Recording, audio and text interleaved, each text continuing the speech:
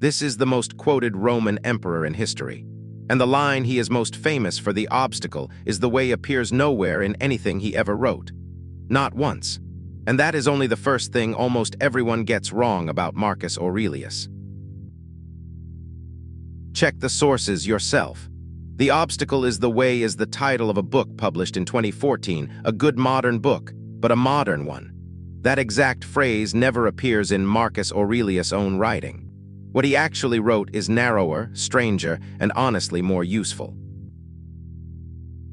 The passage the slogan is built on is Meditations, Book 5, Entry 20, and read in full. It is not about adversity in general. It is about people.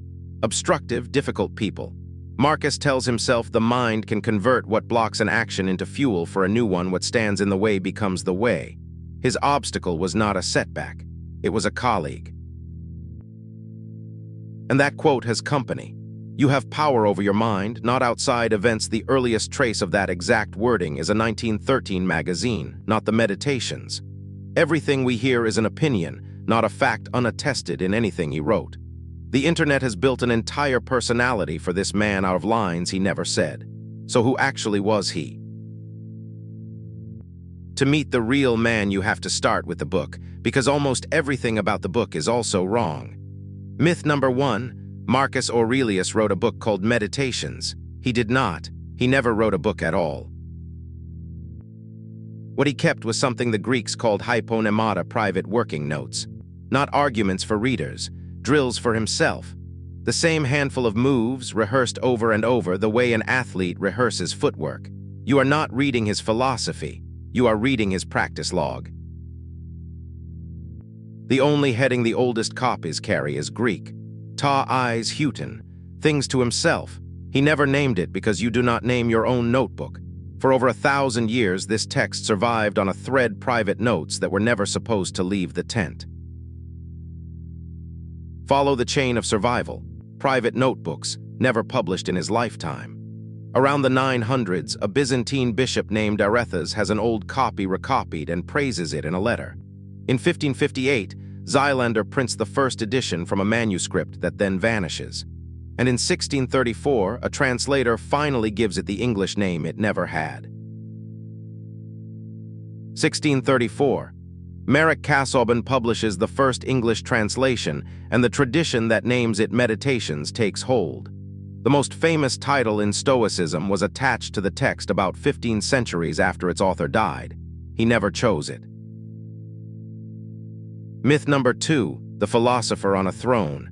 The image is a serene sage in a quiet palace thinking deep thoughts about virtue. Here is what the job actually looked like. Keep that image in mind because it is about to fall apart. Marcus ruled for 19 years.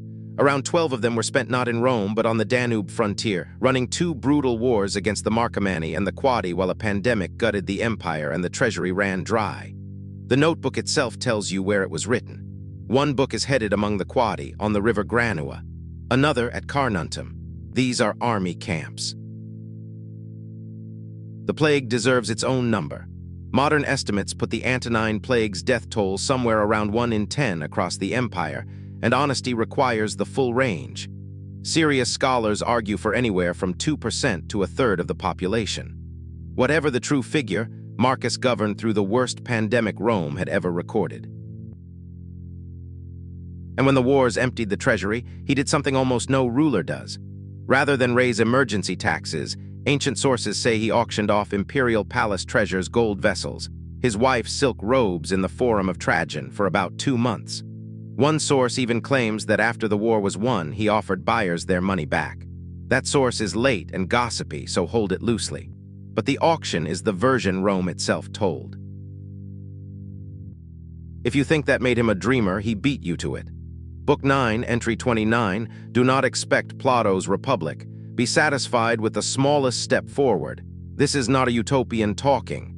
This is a tired executive telling himself to ship something. Myth number 3, the gentle sage. This is his own victory column, still standing in Rome. Look closely at what the Emperor of Compassion chose to carve on it: burning villages, executed prisoners, families marched out of their homelands. He was a Roman emperor. The record is the record. Hold both truths at once, because both are documented. The man who wrote about universal brotherhood at night prosecuted total war by day. The philosopher who told himself to love mankind ruled an empire that ran on conquest and enslavement, and he did not step outside his century. If you want the real lesson, you need the real man, not the poster. The hardest entry in the ledger. In 177, 48 Christians were tortured and killed at Lyon, and the governor had written to Marcus for instructions before the killing was finished.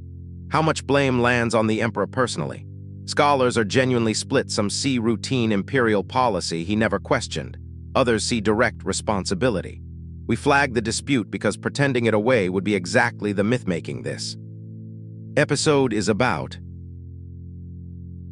So strip away the fake quotes, the fake title, the fake halo. What is left is the actually useful part. 4 specific drills a man under maximum pressure ran on his own mind in writing for years. These transfer. Picture where these were written, not a study. A command tent on the Danube after dark, plague in the camps, 2 fronts open. A 60-year-old man with failing health, writing the same instructions to himself again and again. That is the context for every line you are about to hear. Move 1, the morning rehearsal, book 2, entry 1. At dawn, tell yourself in advance you will meet the arrogant and the dishonest, so no one can ambush your temper. Move 2, the debt inventory, book 1 is nothing but a list of what he owes to the people who shaped him. Gratitude as an audit. Move 3, the view from above, book 9, entry 30. Look down on human affairs from a height and watch your problem shrink. Move 4, the inner.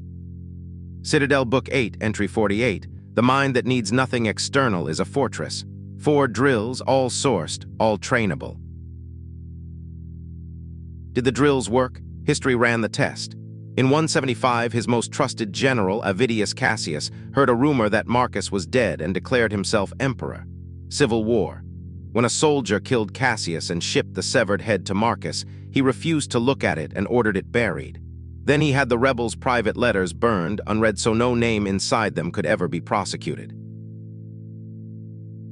Count the bodies of the purge that followed. Among senators, 0. He wrote to the Senate asking that no senator be executed over the revolt. In an empire where a failed coup normally meant a generation of proscriptions, the number 0 is the single best evidence that 30 years of notebook drills actually changed how the man behaved when it counted. Which leaves the last charge on the sheet, and it is the heavy one. The wise king broke the streak of good emperors by handing Rome to his own son. Commodus, the disaster.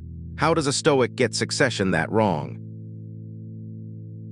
Start with numbers nobody quotes. Marcus and Faustina had around 13 children. Only 5 were still alive when he died. Exactly 1 was a son. In Rome, a surviving adult son was the presumptive heir. Passing him over meant painting a target on the boy and near certain civil war the moment Marcus died. This was not a menu of good options. And the beloved system he supposedly betrayed, it never existed. The 5 good emperors did not adopt heirs out of principle. Nerva, Trajan, Hadrian, Antoninus, none of them had a surviving legitimate son to pass over. Adoption was what you did when biology gave you no choice. Julius Caesar was named a priest at about 13. Augustus took the toga of manhood in his mid-teens. Rome had always pushed teenagers into power. Marcus made Commodus co-emperor at 16, because every Roman precedent said that is what you do with your one son. So the verdict on Marcus Aurelius is not the poster and not the takedown. It is this: a limited, documented, relentlessly self-auditing man who ran the same 4 drills for 30 years and mostly held the line. The fortress he actually built was never Rome. It was this. Stop quoting the poster. Steal the practice. Rehearse the morning, audit your debts, zoom out, and build the citadel. If decoding the real system behind the myth is your kind of thing, subscribe. The sources for every claim tonight are in the description. Because next week we decode the man who turned self-improvement into a spreadsheet. Benjamin Franklin's virtue ledger, the first habit tracker in history, and what its inventor admitted about it 50 years later. See you in the next one.